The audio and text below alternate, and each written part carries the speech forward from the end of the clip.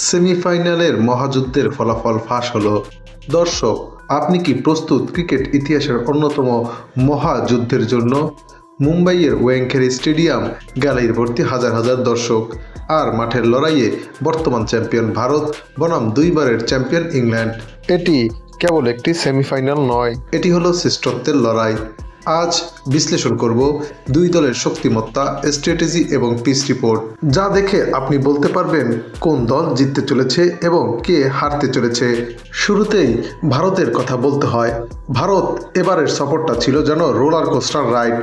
Group পর্বে আধিপত্য দেখালেও super 8-এ দক্ষিণ আফ্রিকার কাছে হার কিছুটা ধাক্কা দিয়েছিল, কিন্তু ইডেন গার্ডেনে ওয়েস্ট ইন্ডিজকে হারিয়ে যেভাবে কামব্যাক করেছে সূর্যকুমার বাহিনী তা অবিশ্বাস্য।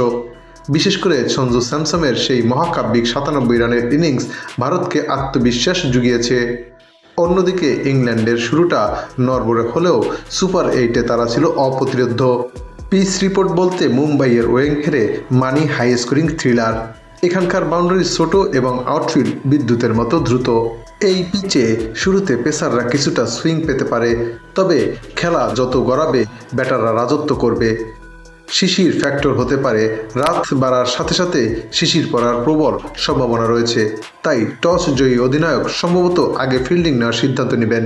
ভারতের শক্তি বলতে ব্যাটিং গভীরতা। সঞ্জু স্যামসন, সূর্যকুমার যাদব, তিলক ভার্মার দুর্দান্ত ফর্ম ভারতের প্রধান শক্তি, এবং বোলিং হিসেবে জাসপ্রীত বুমরা শুরুতেই উইকেট তুলে নিতে পারলে ইংল্যান্ড ব্যাকফুটে চলে যাবে। এছাড়া বরুণ চক্রবর্তী মিডল অর্ডারে বেশ কার্যকর। ভারতের শক্তির দিক থাকলেও দুর্বলতাও আছে। ওপেনিংয়ে অভিষেক শর্মার ধারাবাহিকতার অভাব ভারতের চিন্তার কারণ হতে পারে। এছাড়া জফরা আর্চারের গতির সামনে ভারতের টপ অর্ডার কেমন খেলে সেটা এখন দেখার বিষয়। অপরদিকে ইংল্যান্ডের কাছে হ্যারি ব্রুক, উইল জ্যাক্স এবং ফিল সল্টের মতো পাওয়ার হিটার আছে, যারা একাই খেলা ঘুরিয়ে দিতে পারে। বোলিংয়ের ক্ষেত্রে আদিল রশিদ স্পিন বিভাগকে সামলাবেন এবং ভারতের বড় বাধা হতে পারেন। বিশেষ করে সূর্যকুমারের বিপক্ষে তার রেকর্ড বেশ ভালো। ইংল্যান্ডের দুর্বলতা বলতে বাটলার ফর্মহীনতায় ভুগছে, এটাই ইংল্যান্ডের বড় দুশ্চিন্তা। এছাড়া ডেথ ওভারে ক্রিস জর্ডান বা স্যাম কারন যদি রান খরচ করে ফেলেন, তবে ভারত বড় স্কোর গড়তে পারে। তাছাড়া ভারত এবং ইংল্যান্ডের মধ্যকার সর্বশেষ 5 বারের দেখায় ভারতই সবচেয়ে বেশি এগিয়ে আছে।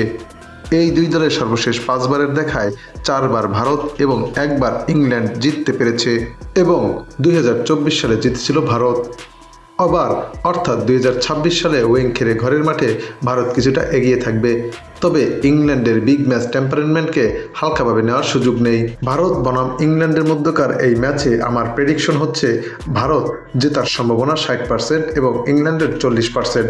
যদি ভারত টসে জেতে এবং আগে বোলিং করে, তবে তাদের ফাইনালে যাওয়ার সম্ভাবনা অনেক সহজ হবে। দর্শক, আপনাদের মনে কি হয়? আজ কে জিতবে শেষ হাসি? সঞ্জু স্যামসন কি আবার ঝড় তুলবেন, নাকি আর্চারের গতিতে কুপোকাত হবে ভারত? আপনার মতামত জানাতে নিচে কমেন্টস করবেন।